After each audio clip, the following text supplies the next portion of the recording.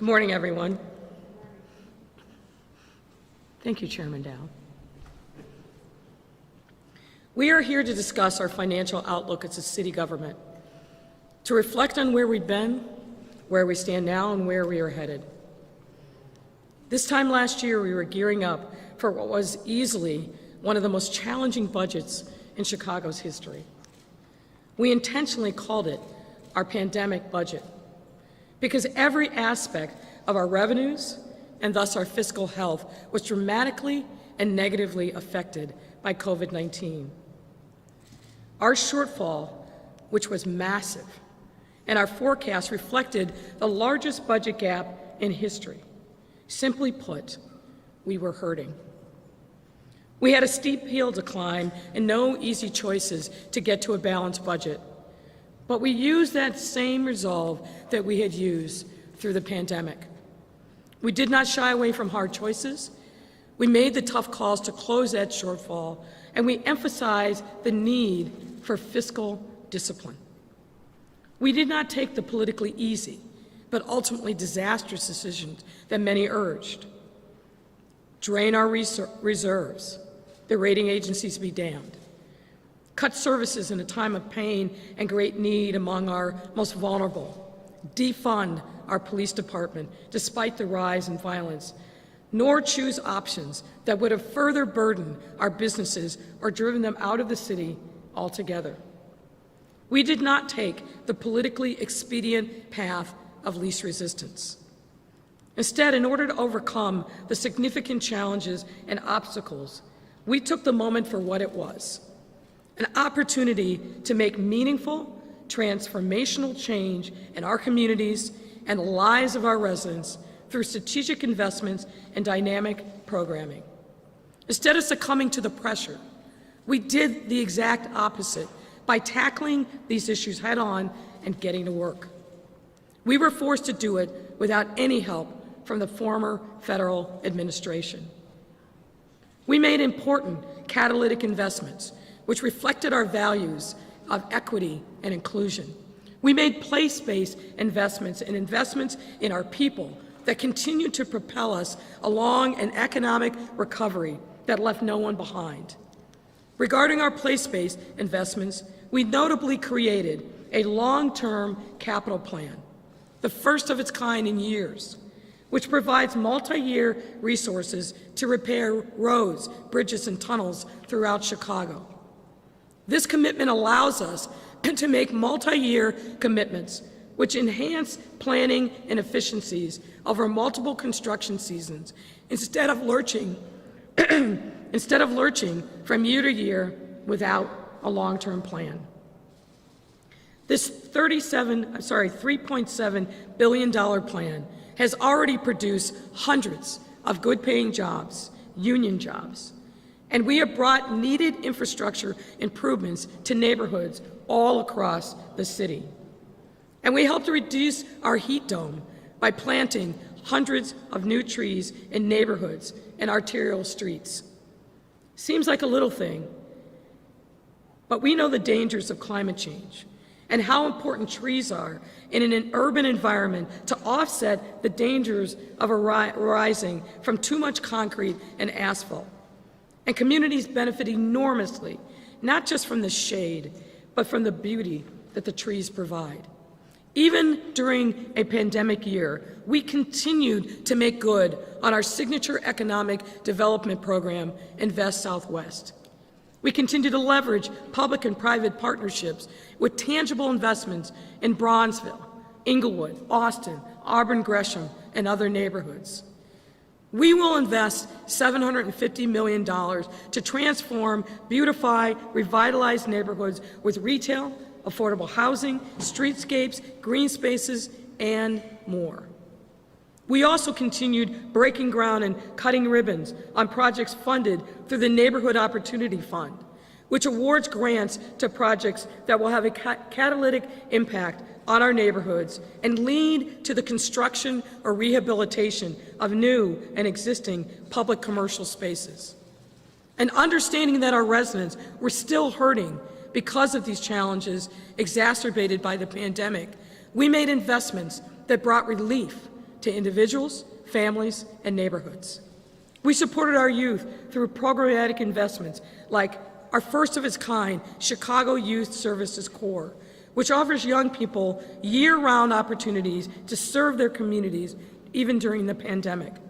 One Summer Chicago, a youth employment program that hired 20,000 young people in 6-week virtual paid work experience last summer, making it the largest summer employment program in the entire country. Chicago Connected, a $50 million program aimed at eliminating the digital divide for CPS students and their families by providing free access to Wi-Fi and broadband. We continue to build on investments in community-based mental health and wellness resources. All told, since I took office, we have tripled our investments in this vital area, and just this year have served over 500% more residents in need. Yes, that's right, over a 500% increase in patients served. Our residents have great needs for affordable housing, which is why we have been relentless in working to address homelessness and provide more affordable housing for vulnerable residents. For example, in September 2020, we used $35 million in CARES Act funding and a $1.3 million investment from Chicago funders together to end homelessness to rapidly house residents experiencing homelessness. Over 1,000 housing insecure individuals have been housed since the pandemic began. And recently, in May of this year, I unveiled a plan to boost the number of affordable homes across Chicago, which is designed to give developers incentives to build in parts of the city where there is little affordable housing or where longtime residents are vulnerable to displacement. We did not let the pandemic derail us, even though it could have easily done so. We continued to deliver for our residents. And we did all of this while continuing to fight the pandemic itself. Regarding our COVID-19 mitigation efforts, we leaned into important partnerships with community stakeholders built through the Racial Equity Rapid Response Team to make our vaccine distribution efforts the most equitable and inclusive in the nation, bar none. We prioritize our healthcare workers, our elderly, and those in neighborhoods most devastated by this deadly virus. And let's be clear, the virus is not gone, and our work is not complete. But I am extraordinarily proud of our residents who stayed home to save lives and then masked up and vaxxed up.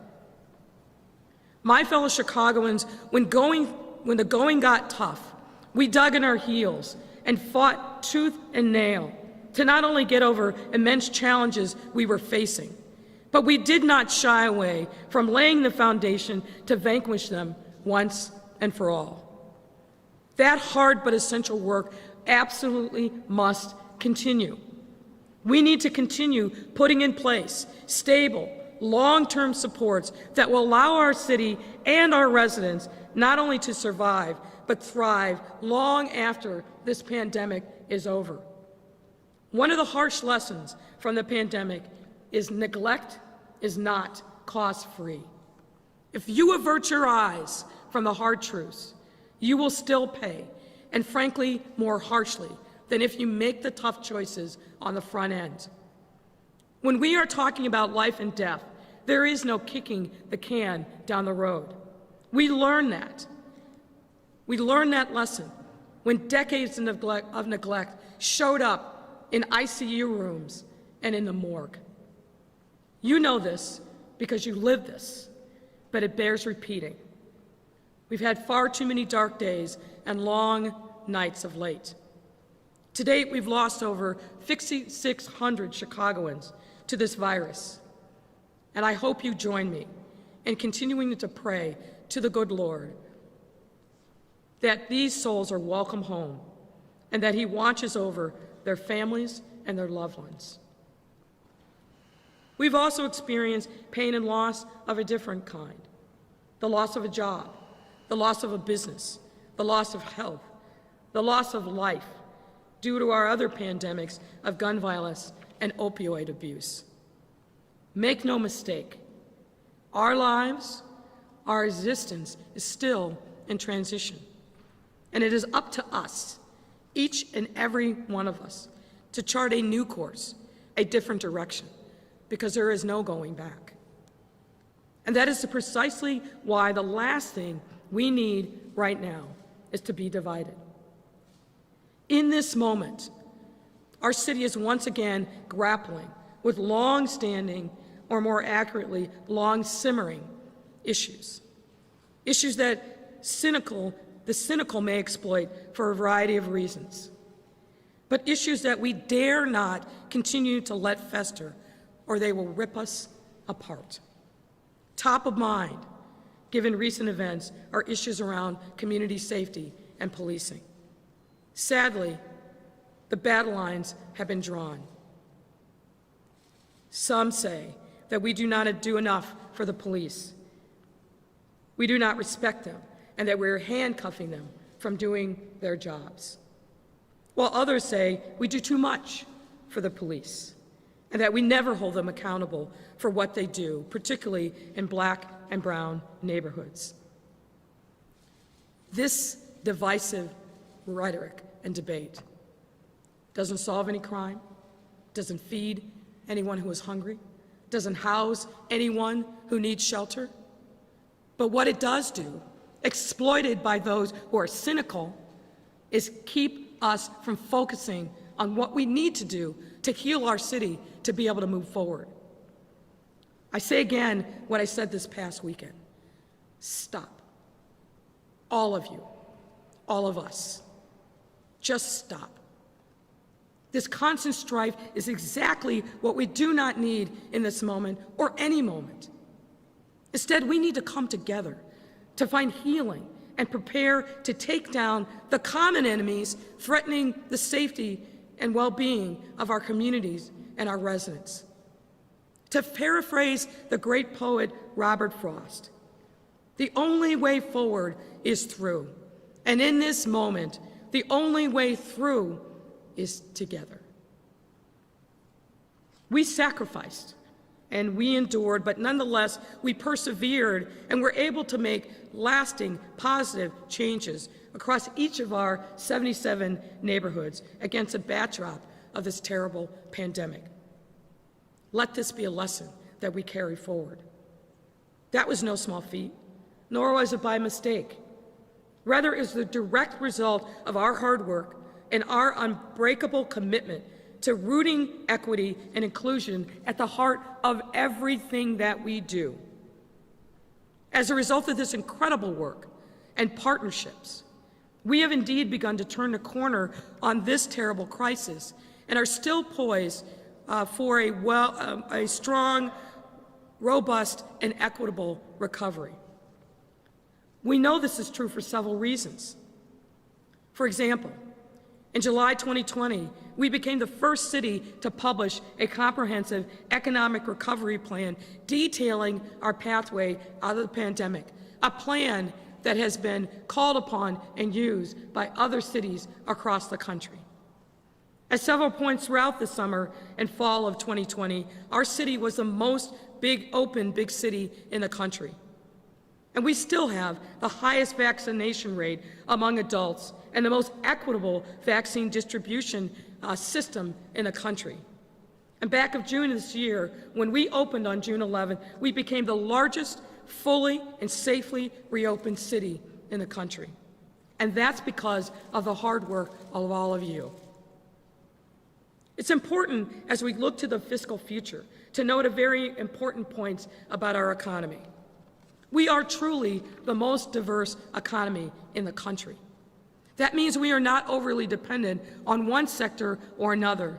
And while at times it may not have felt like it, it's helped mitigate against the worst shocks of the pandemic-induced economic meltdown. And you don't have to take my word for it. Businesses are validating why a bet on Chicago is the right bet. Despite a global pandemic, 114 businesses and counting have chosen to set up shop or expand their operations here in Chicago just in the past year. That's 47 companies that have opened a brand new location in Chicago and 67 that expanded within city limits. These new businesses, like Kimberly-Clark, that makes so many paper products that we rely upon on a daily basis. These businesses could locate literally anywhere in the world, but they chose Chicago. These companies range from financial services and life sciences to food and agriculture to technology and transportation and logistics and many more. One of these companies, Nature's Find, which develops microbe-based protein for meat and dairy substitutes, is located in the back of the yards neighborhood, meaning the food of the future is being produced in the heart of the old Chicago stockyards. Nature's Find joins 16 other businesses who have heeded our call and opened in Invest Southwest corridors. Folks, that's 114 pro-Chicago decisions, all of whom are betting on Chicago in this year alone. I should also mention that our beleaguered hotel, hospitality, convention business is also rebounding. As of mid-July, our hotels were up about 173 weekly rooms demanded. That's over 56% occupancy. The Chicago Auto Show successfully staged a great show in July, and bookings for large conventions are coming back. In addition, many more hotels are seeing sold-out dates as business travel and special event bookings are on the rise. These improving economic indicators are important markers. But we know that we are still on our journey to economic recovery, and so prudence and fiscal responsibility remain very important. Now, let's talk specifics about the additional obligations for the current 2021 fiscal year, as well as the projected 2022 budget gap. Since the pandemic began here in approximately March 2020, our current estimates are that the City of Chicago has lost $1.7 billion in revenues as a result of COVID and the restrictions. Through a lot of hard work, the city worked that revenue loss impact on our budget down to $950 million without major layoffs and reduction in city services. And I've got to give credit to the ladies who are joining me here on the stage and their teams. Susie Park, our budget director, Reshma Soni, our financial director, and Jenny Bennett, our chief financial officer. These ladies and their teams have worked their tails off, tirelessly, long hours for the past year plus to make sure that we had our financial footing strong. And I want to thank all three of you for all of your hard work and those of your teams. Through a lot of hard work, you can clap. Recall that former federal administration left cities like Chicago high and dry when it came to addressing our catastrophic revenue losses. In the absence of federal supports, our proposal that we presented to the City Council and was approved was to address the remaining $950 million loss to borrow through scoop and toss and debt restructuring. In the absence of clarity from the federal funding, this was the only tool available to us to prevent significant job loss and reductions in city services. In the meantime, we adamantly advocated for flexible federal funding to recover revenue loss. This was a point of contention, as you may recall, with previous iterations of the federal stimulus package not allowing municipalities to recover from revenue loss. Fortunately, with the new administration, the Biden team rolled out a package which provided the city with $1.9 billion in flexible funding, which included the ability to recover for revenue losses incurred. I'm also happy to report that the city has also experienced better than expected revenues of about $210 million. This will address a portion of the revenue loss described above. As a result, we will only need $775 million to address the previous shortfalls in 2020 and 2021 that allowed the city to continue critical services and preserve jobs in the middle of the worst pandemic and economic crisis in a century. Also, the city has come to terms on a tentative agreement with the Fraternal Order of Police. This is an 8-year contract to address the 4 years that had lapsed on the old contract, plus an additional 4 years. This contract was structured in a financially prudent way and provides cost certainty for the city through 2024. The cost of this contract will be about $275 million in 2021, which will be funded largely through savings from a refinancing given the current low interest rate environment. Now, let's turn to the 2022 budget gap. With concerns about the Delta variant rising, I don't have to remind you that we were still in the midst of a pandemic. During budget season last year, we were able to see the pinprick of light at the end of the tunnel. And now that we haven't fully left that tunnel, we can see daylight in a way that we haven't seen since March of 2020. Consequently, our gap for this coming year will reflect that reality. As reported in our budget forecast, which we released today, our projected gap for 2022 is $733 million. For context, our gap last year was $1.2 billion, and a part of what we called our pandemic budget.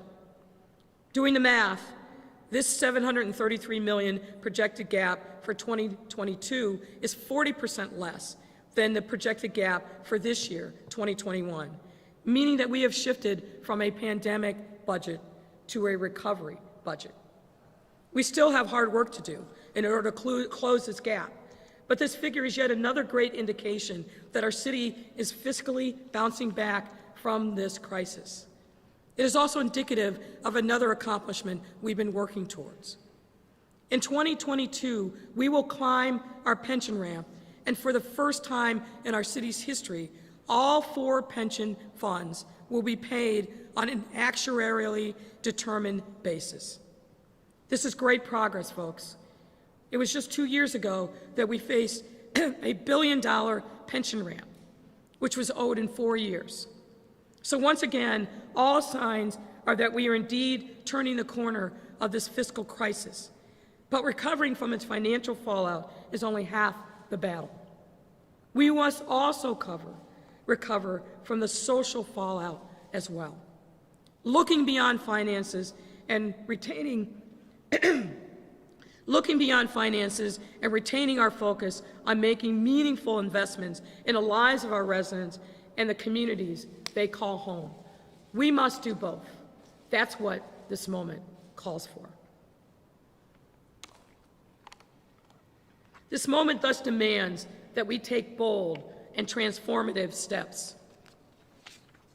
We must be clear-eyed about the whole picture, the fiscal realities and forecasts, as well as the continued daily pain points of our residents. Now, today is not the day that I will make proposals about how we will spend the unprecedented $1.8 billion in American Rescue Plan funds. That plan will come in mid-September when we lay out our proposed budget for 2022. But it's worth noting what I believe are some very important principles that must guide what has already been a very robust discussion about how to spend those precious dollars. Folks, this is a once-in-a-generation amount of money for a once-in-a-generation crisis, meaning we aren't going to see money like this ever again. We have one time to use it and get it right, and I'm determined that we do just that. To spend every penny of these ARP funds without any regard to the long-term fiscal consequences would be utterly irresponsible, ineffective, and leave us with nothing to support ourselves. God forbid another crisis strikes our city.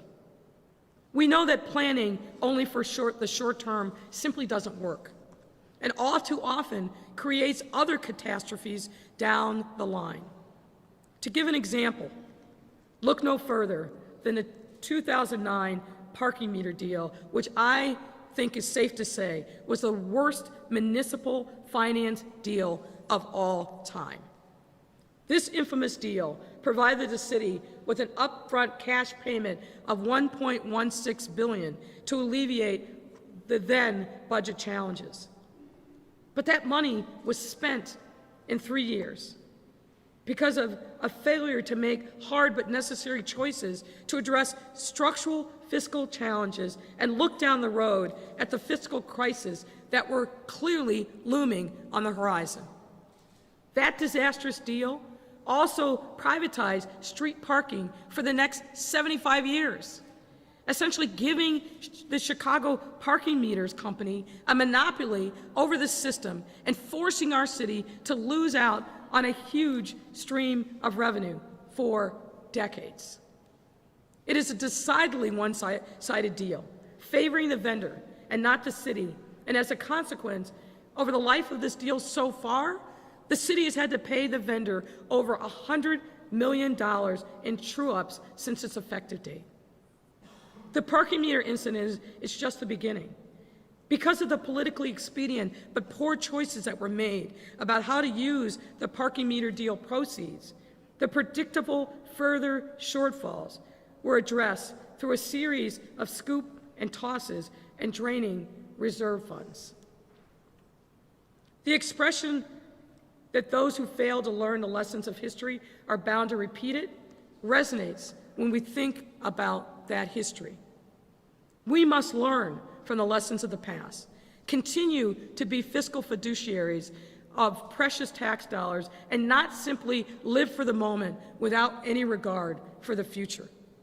I am determined that we will learn from the past and make better, smarter decisions that don't plunge us into another fiscal crisis in the out years. The first business at hand is addressing this 2021 shortfall. This year, just like last year, we have identified a number of smart solutions to this year's shortfall and next year's projected gap, and let me provide you with some details. First and foremost, to make up for this year's shortfall, we plan to use ARP state and local revenue replacement. And let me take you on a trip down memory lane when we first received Coronavirus Relief Fund, or CRF funding, under the prior administration. One of the biggest pushbacks from cities across the country was that the money could only be used for COVID mitigation efforts. Therefore, none of it could be used for the $886 million of revenue loss that our city had incurred to date at that point, which only grew, as you heard. During that time, I repeatedly called for the federal government to allow us to be able to pay basic city services. And ultimately, after President Biden was elected, the federal government came through with this stimulus package that allows cities to use these dollars for revenue loss. Our intention now is to use some of our ARP dollars to cover the significant revenue loss suffered by the city. By doing so, we will be able to continue maintaining critical city services our residents rely upon every single day. Now, when it comes to closing the 2022 budget gap, we will be looking internally first for structural solutions, like we've done every year since I became mayor. We will be working to identify efficiencies to be even better stewards of our residents' tax dollars, and these efforts will be guided, of course, by our values of equity and inclusion. This includes looking at all existing contracts to make sure that they are needed, and if so, ensuring we are getting the benefit of our bargain.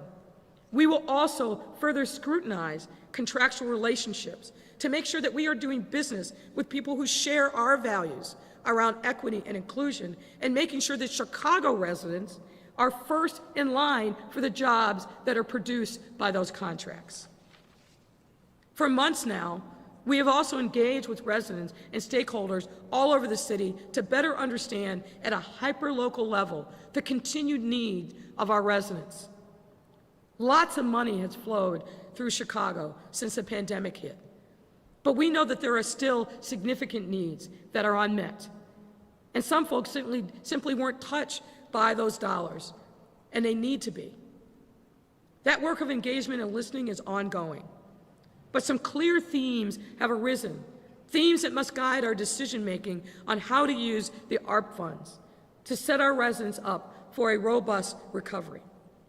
Let me share those themes with you. First and foremost, we remain diligent around continued resources to mitigate against the ongoing, and let me emphasize, ongoing pandemic. COVID-19 is still here.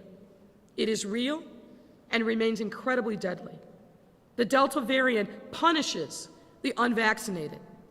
Folks, when 97% of the patients getting really sick and showing up in hospitals, and when 97% of the deaths in our city are also among the unvaccinated, what I say is do not delay. Get vaxxed. The vaccine is safe, it is free, and it remains widely available. So in our 2022 budget, we will continue to invest in proven strategies to educate and connect our residents to care and the vaccine. We also know and have heard loud and clear that residents must not just feel safe, they must in fact be safe. We will therefore continue to invest in efforts to disrupt the root causes of community violence in all of its forms and support our police department. Every conversation that I have been in or listened to, people also raise the urgent need to invest in meaningful opportunities for our young people and their families to thrive, and I wholeheartedly agree. When our residents, especially our young people, have access to the tools they need to chase their dreams and reach their God-given potential, they are less likely to find themselves in unfavorable situations and more likely to achieve success in the short and long term. Success, however, doesn't have to start later in life. And in fact, in order for our residents to have the best shot at success, we must ensure that they have access to opportunity from birth. So cradle to career and college investments all throughout our residents' lifetime is critically important. Another clear theme that has arisen from our community engagement conversations is a need to use this unprecedented ARP funding to holistically invest in communities that have been hit the hardest by the health, safety, and economic impacts of the pandemic. As I often say, temporary scaffolding is not going to help our residents, especially in our most vulnerable, amongst our most vulnerable. We have to make sure that they recover from this torturous time. We need to eliminate the systemic inequities at the root of our city institutions and practices so that they can succeed long after the pandemic is over. We need to look and target additional relief to businesses that are undersupported or completely unsupported by past initiatives and investments. And furthermore, we must consider place-based investments around the following quality of life pillars, which includes job and wealth creation, revitalizing our market corridors, investing in our community spaces and parks, and providing safe and affordable housing. And do all of this in ways that complement the already historic investments and supports that we have made to date. Investments for our hardest hit communities will allow us to create even more of a social and economic safety net for those who are struggling and send home the message that everyone living in Chicago, regardless of their circumstances, deserves to have access to a safe place to lay their head, an affordable home to raise a family in, and a good paying job that keeps the lights on and food on the table. Another key theme that has arisen is building on our city's vitality.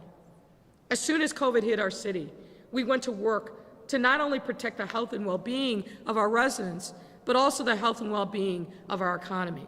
As I highlighted earlier, in April 2020, we brought together leaders from all across the business and philanthropic and community-based sectors, experts, to stand up a COVID-19 recovery task force, which then published its report in July 2020.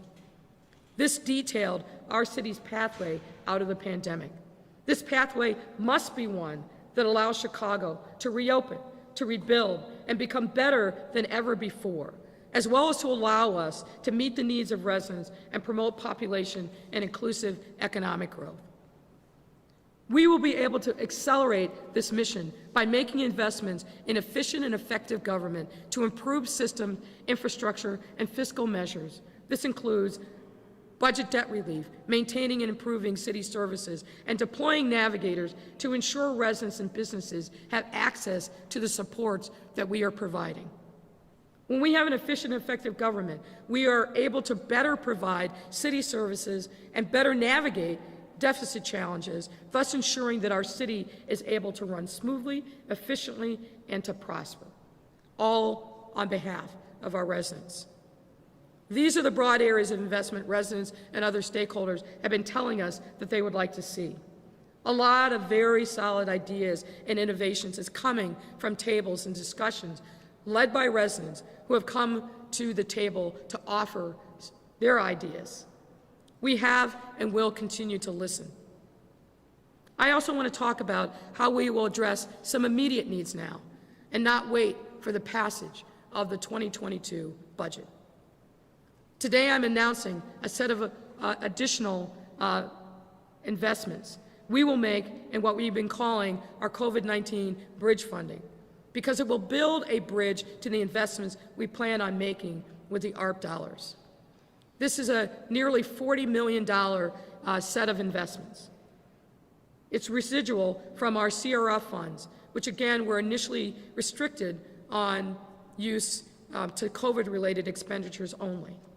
However, because we have already used other funds for those needs, we were prudent with the CRF funds we did use, and we now have additional federal dollars that need to be expended or obligated by the end of this year.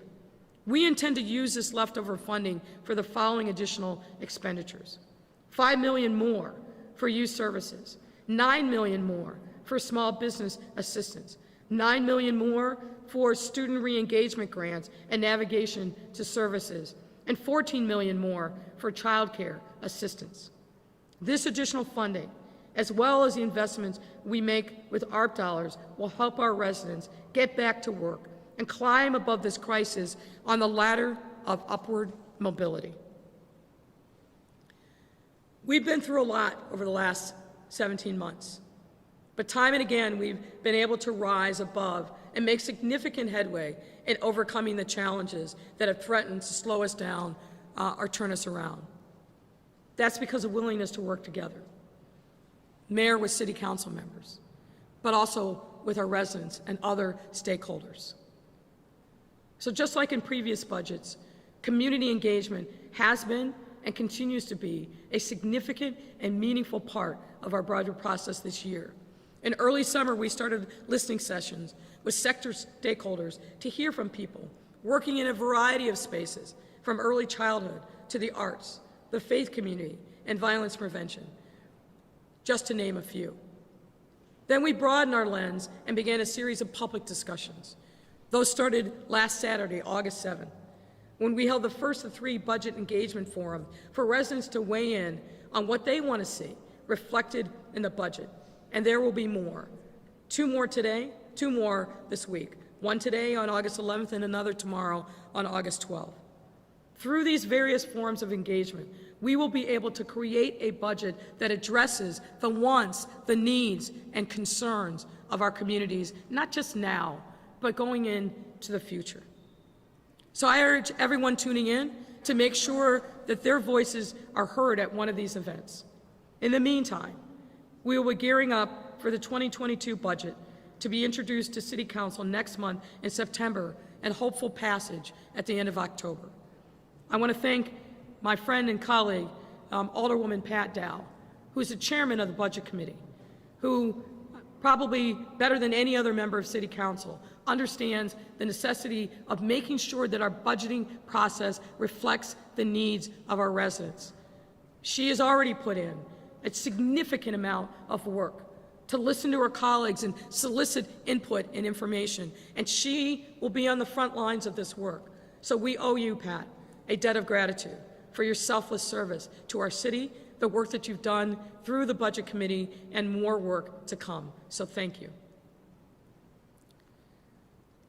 In the face of all the darkness that we've endured, we've continued to see tremendous courage, strength, and resilience time and time again across our entire city, among our youth, our workers, our business owners, our arts and culture community, and thousands of unsung heroes who literally do the Lord's work every day because of their commitment, the service over self, because they love the city and they love making our residents' needs be met. We've learned so much on this journey with COVID-19, and this budget season gives us yet another opportunity to use what we've learned to create a better Chicago for all. I look forward to standing with my colleagues in the City Council, but more importantly with the residents of the city, shoulder to shoulder, to continue this work. People are hurting, people are fearful, but people are also hopeful and optimistic because they believe in themselves and they believe in the city, and they know through the fire that we've been through, the difficult times over this last year, that if we are united, if we put ourselves together in a position where we are linking arms and moving forward together, there is nothing that we can't do in this great city that we all call home. So thank you very much for listening. God bless you for everything that you're doing every day, and God bless our beloved city of Chicago. Thank you. So, ladies and gentlemen of the press, I'm happy to take your questions at this time. Thank you, Mayor. We're going to start with Mark Dunmore, WBBM, and then we'll shift the mic towards that direction to your right. All right. So we're going from right to left in the room. Craig, so go ahead. I'm on the right now. But thank you, Mayor. Can you give us a sense of what the public safety budget is going to look like, since it is a subject of that much interest because of what's been happening? Is the police department going to get more money?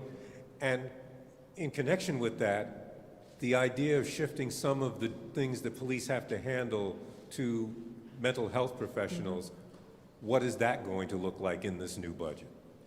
Well, you've asked a number of questions. Let me see if I can take them one at a time.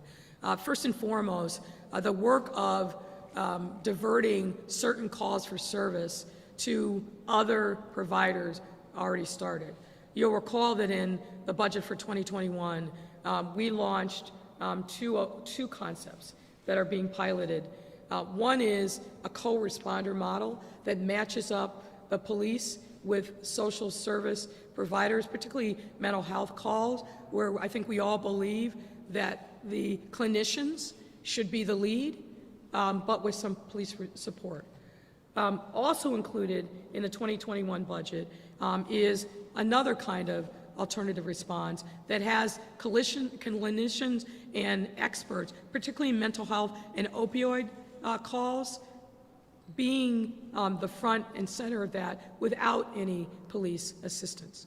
That work is ongoing. It's being led by the Chicago Department of Public Health. So we'll have a lot of data and information from those pilots that will certainly inform that work, but it's certainly my hope and intention that the City Council will agree with me that we need to keep funding those alternatives. You've asked the question about the public safety budget, which I take to mean the police department budget. So with that understanding, yes, it's my expectation that the police department budget will increase. No question. We have to.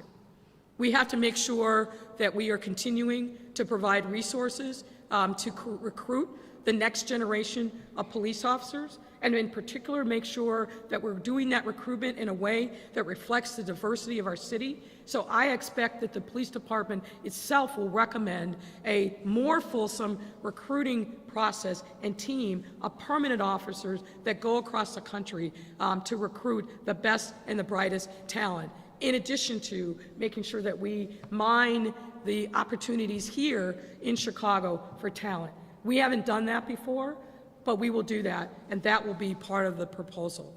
We also need to do more, and I think this very difficult week has told us that we need to do a lot more to increase the resources devoted to the health and wellness of our police officers. We increased the number of clinicians that work with our officers from a paltry 3 to over 13, but it's very clear that more needs to be done. I've seen some preliminary ideas from the superintendent and his team, and we need to flesh those out. But I think overall, I will present a budget to the City Council that increases resources targeted and strategic for the police department because those needs are absolutely there.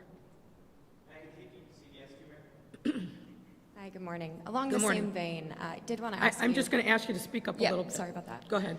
Along the same vein, I wanted to ask about the ShotSpotter contract. As you know, there was a very critical study back in the spring, followed by some rallies, some protests asking for the city to cancel its contract with ShotSpotter. I know when we asked you about it, I think in May, you said you thought it was a beneficial technology, but it should be discussed, that there was room for some discussion. Fast forward to now, the original contract was slated to expire in just a few days, but we're learning that it actually had been extended back in December at the request of the Chicago Police Department. So now it won't expire for another 2 years. I didn't know if you could comment, did you know that it won't expire for another 2 years? Do you still think there's room for discussion, and what goes from here? Well, you may or may not know this about me, but I'm an old procurement geek at heart. I spent a lot of time, and continue to as mayor, looking at our contracts, making sure that we're getting the benefit of our bargain, and really holding the departments in our Department of Procurement Services accountable so that we don't just let contracts and then they roll on and on without any real oversight. So the ShotSpotter contract obviously is one, it's a large contract, it's one that's important, but here's what I know based upon the diligence that we've done to date and more to come. ShotSpotter, when it works, is a game changer. Just think about what our technology and our abilities were prior to ShotSpotter, which meant we were wholly reliant upon calls for service to let us know when there was a shooting that had occurred in one area or another. What ShotSpotter allows us to do with the camera technology that we now have across the city is not only to know that a shot has happened, but be able to pinpoint it and direct resources to the exact site of the shots. I will tell you, that has saved lives. That has allowed us to find individuals who are wreaking havoc in neighborhoods, to identify cars where those individuals are shooting from. So there has been an enormous exponential benefit from pairing that ShotSpotter technology with our camera system. ShotSpotter alone isn't enough. I get this question a lot from mayors across the country who want to understand what our experience has been. But nonetheless, we still have to hold them accountable. And we need to make sure that the technology is working. That is the charge that I've given to the superintendent and the others who are responsible for that contract. So we're going to hold them accountable. We don't just, we have to get away from the days where we sign up for a contract and hope for the best, but don't scrutinize whether or not we were actually getting the benefit of our bargain. We have to change that mindset around entirely, whether it's ShotSpotter or whether it's office supplies. Our taxpayer dollars have to be spent in an appropriate way, and we've got to make sure that we are being diligent on these contracts, particularly contracts that have big dollar values and where life and death and public safety is involved. Okay. No other question? Hi, Mayor. How are you, Heather? I'm good, thanks. Will this budget be more conservative because of the Delta variant and its spread in case that it begins to overwhelm or exceeds current projections? And is there going to be a designated sort of COVID reserve fund, or how will you address that? Well, I think we'll address it the same way that we've addressed it before, which is to make sure that we are really clear about the data and the science and the modeling and what that tells us, so that we do have additional resources. Chairman Dow can recall we had A lot of robust discussion back in the spring of 2020 when we got the first of the CRF dollars. And there were many who believed that we should literally spend every penny at that moment. We knew that that was not going to be wise. We didn't know what the trajectory of the virus would be, but we were prepared for the worst case scenario, and that preparation has really served us well. And so we will have the same mindset in thinking about the dollars that have specifically been allocated to public health around COVID, because it's not gone. It's not going to be gone entirely for some time. And of course, our immediate focus is on getting more and more people vaccinated to make sure that this race that sometimes feels like a race against time with these mutations that are coming. The vaccines that are out on the market now are very effective against the Delta virus variant, and we see that every day. Something like 99% of the people who have gotten vaccinated with one of these vaccines have not had any infections with the virus. But we've got to be diligent, and being diligent is also being smart and making sure that we've got the resources in order to respond. If we spend every penny that has been allocated for COVID, and we had, God forbid, another catastrophic surge, then people would say, well, what happened to the mayor? Why did she do that? We've got to be smart. We've got to be prudent, and we will continue to be so. Have you gotten a response from the Biden administration's Treasury Department on whether the city will be allowed to use American Relief Package funds to pay off the scoop and toss debt that was incurred in 2020 and 2021? We have had a lot of conversations with people from the Biden administration, and certainly at the highest levels of the folks who are managing the ARP dollars. We've had very robust discussions with them, and obviously we participated in a comment around the draft Treasury guidance. We feel very confident that we understand what the parameters are, and we are going to abide by the Treasury guidance, which I think gives us a significant amount of flexibility. Well, Mayor, question, because everyone will always be looking ahead to the budget and will be wondering Greg, about... I apologize. Yes, thank you. That's better. Will your use of the ARP funds and will what you project the revenue to be allow you to avoid having to raise taxes, or is, based on what you're seeing now, that something you might still have to do? No, it's our hope that we will not need to raise, and by taxes, I assume you mean property taxes. It's our hope that we will not have to use that tool.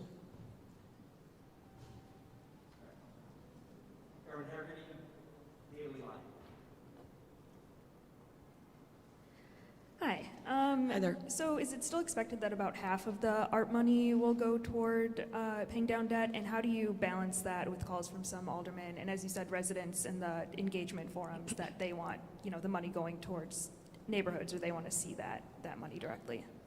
I don't think it's either or. I think it's got to be both. And that's the balance.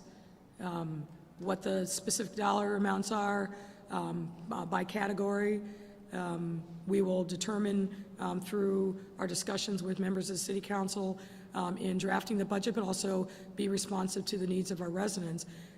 But I said it in the speech, I've said it many times, we have to learn the lessons from the past.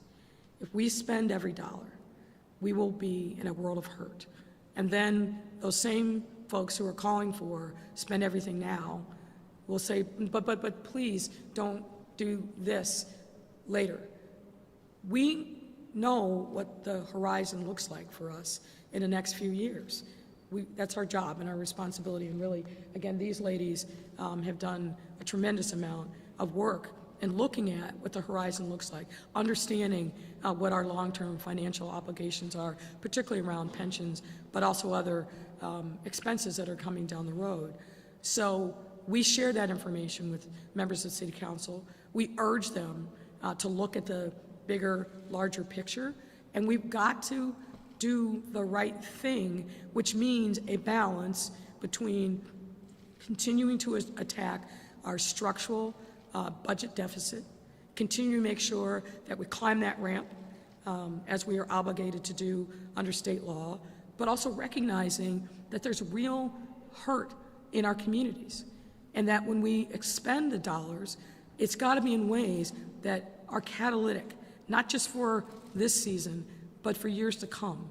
That's the lens through which I and our team are looking at this once-in-a-generation opportunity, and also recognizing, I said this in the speech, but I want to emphasize it again, we're not getting any more money.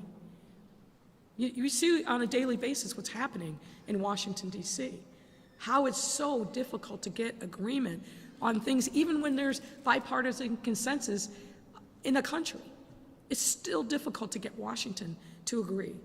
So anyone who thinks that we can just spend and that the cavalry will come rescue us again, I don't think that's realistic.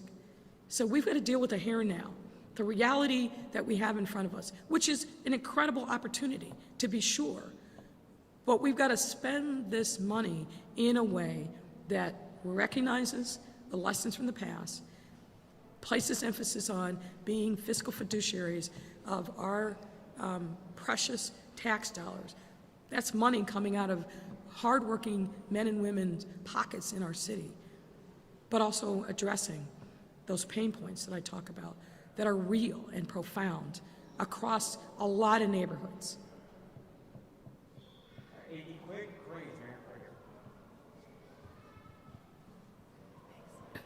Hi, Mayor. Hey, AD. You mentioned refinancing, including to help fund the new FOP contract. Can you tell us what borrowing and refinancing will look like in this next budget? Are we still talking diet, scoop, and toss? And can you reiterate the latest guidance from the federal government about using ARP to pay off debt?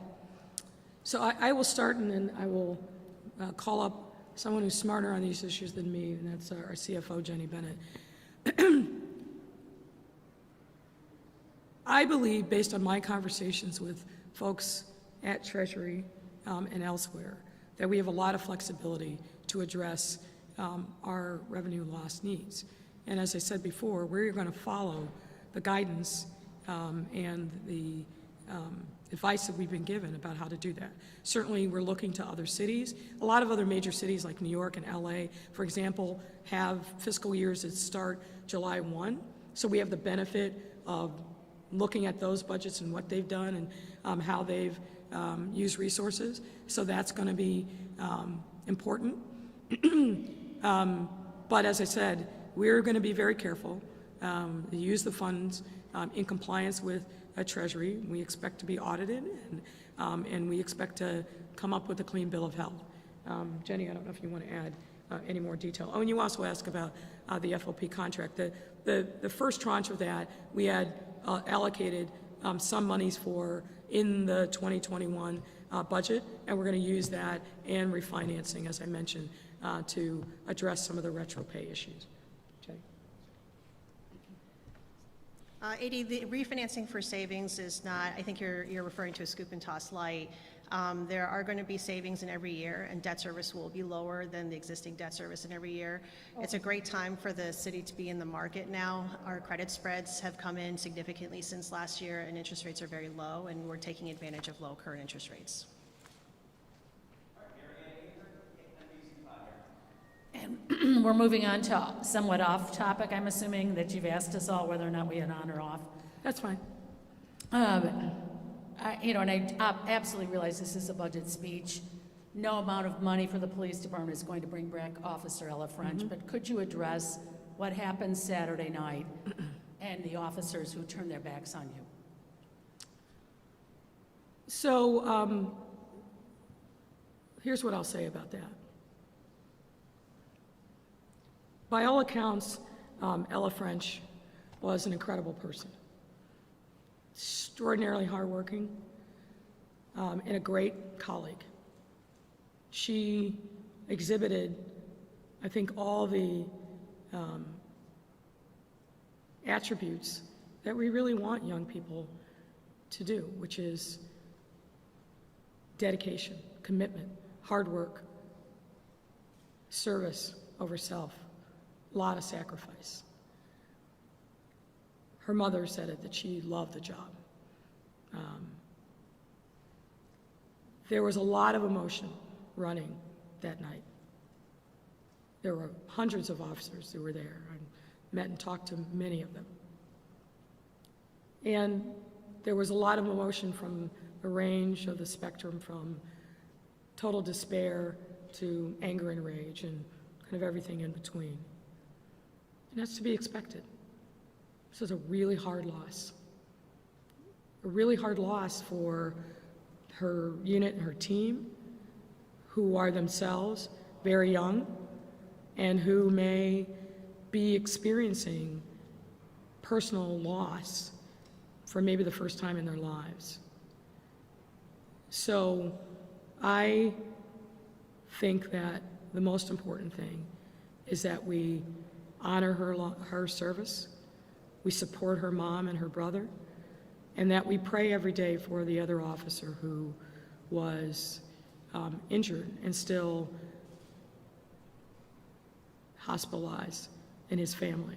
His life will always be marked by that incident. So that's really what I'm focused on. I have one more. Yep. And it is kind of a campaign type question, but I understand you have a fundraiser tonight. You had told the New York Times that you weren't sure what you were No, going to do. that's not what I said. That's just not what I said. So I know look, here's what I'm going to say.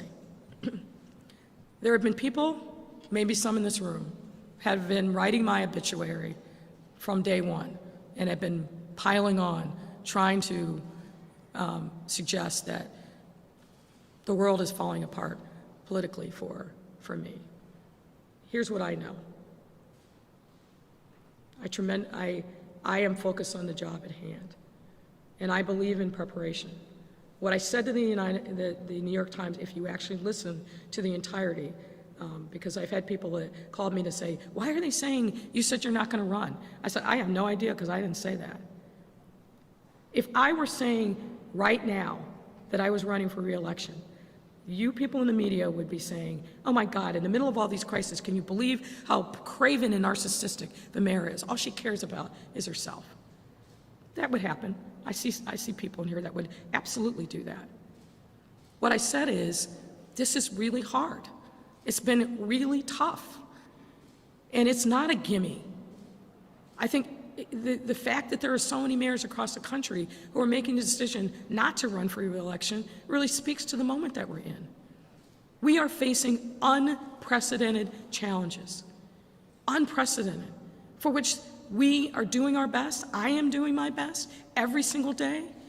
I sweat the details. I carry the burden and the load of the loss and the tragedy with me in ways that I never thought I could be possible. So yes, I am working hard every day. I'm focused on what people want me to be focused on, is how do we heal our city? How do we get through these crises?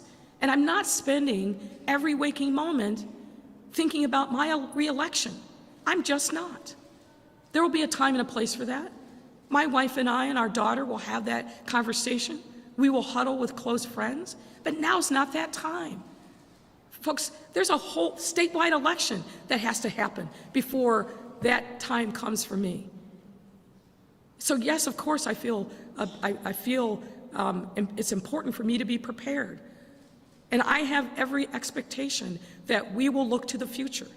Our work's not done, not by a long shot. But please, have some respect for the moment that we're in. And I'm not saying you specifically, Marianne, I don't want you to think that. But we are in a moment that requires 1,000% of my focus every single day on making sure that this city can recover, that we can move through the crisis that we're in right now. That's what I'm focused on. The politics absolutely will take care of itself. But right now, in this moment, our residents need me to be the mayor of the city that's present for them. And that's what I'm doing. Mayor, two quick questions. The first one is kind of a follow to Marianne's first question. Obviously, everyone was emotional. You spoke to that. It's an impossibly difficult situation at the hospital Saturday night. But is there ever an instance in which men and women who are sworn to protect the city should turn their back on the mayor of the city of Chicago? What about respect for the office, not just respect for you personally? Look, I think that's a bigger question. And I appreciate your point. It's not about me. We are living in a time where people don't respect each other. Someone said this to me the other day. Their fear that we've lost our empathy for one another, that we've lost not just the people that are the shooters that seem to have absolutely no regard for the sanctity of life, that is really hard to fathom. You know, I've thought a lot about what were the circumstances that led that young man to pull out a gun and shoot to kill uniformed officers, for the Lord's sake. It's hard to wrap your mind around those kind of individual decisions, but we're seeing it every day.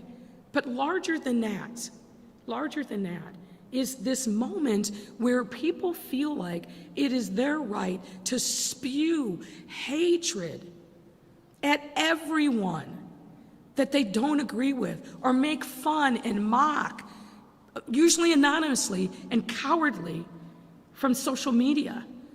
Not confronting somebody directly and talking to them, but using the power of the pen and the keyboard to just spew unbelievable hate. So this is a larger question than what may have happened with 10 or 15 officers on Saturday night.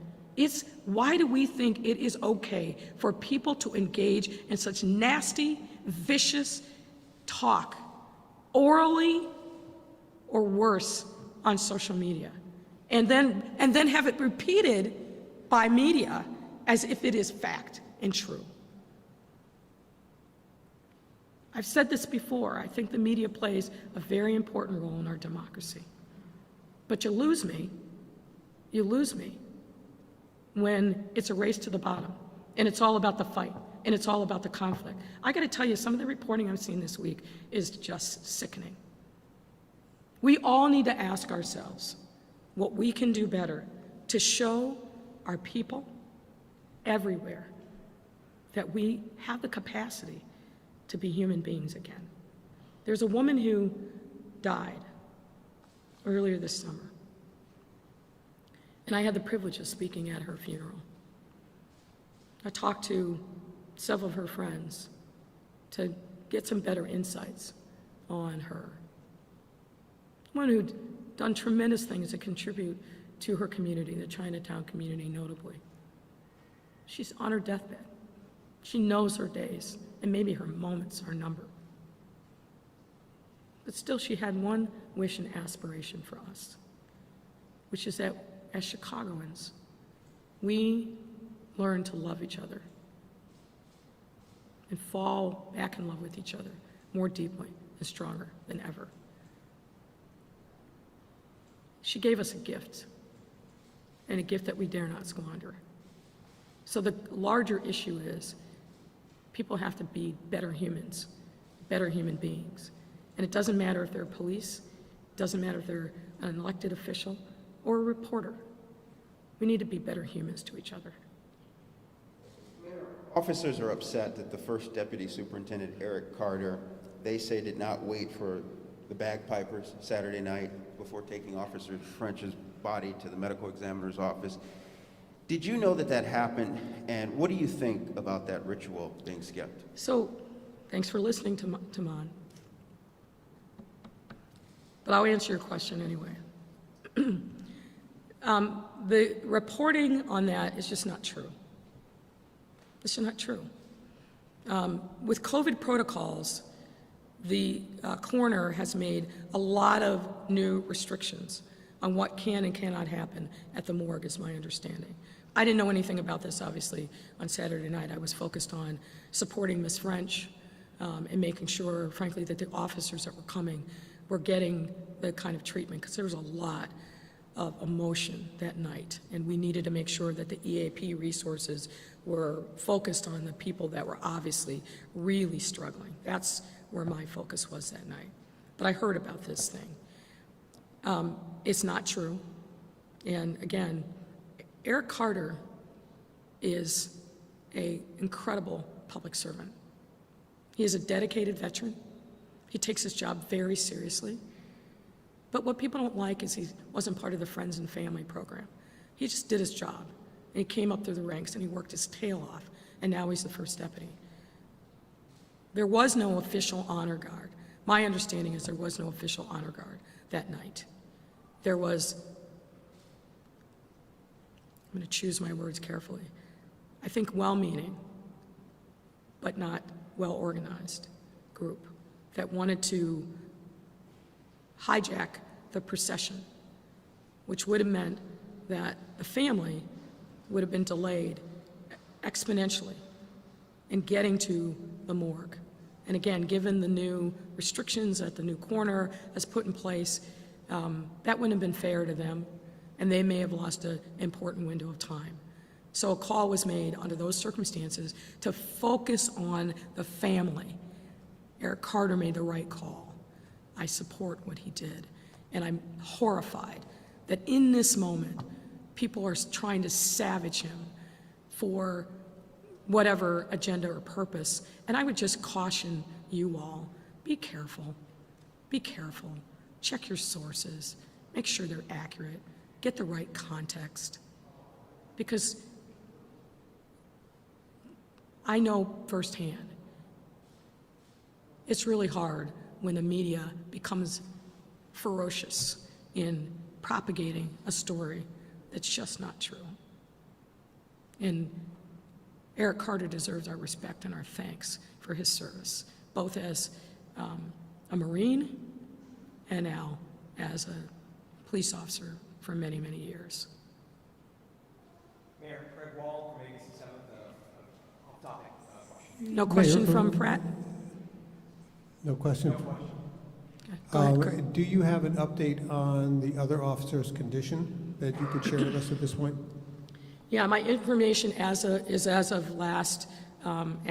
yesterday afternoon, so I don't have information yet this morning. He is making small but positive progress. Again, I don't want to overshare because I think that really is his family's right. But given what we feared on Saturday night, he is getting great care.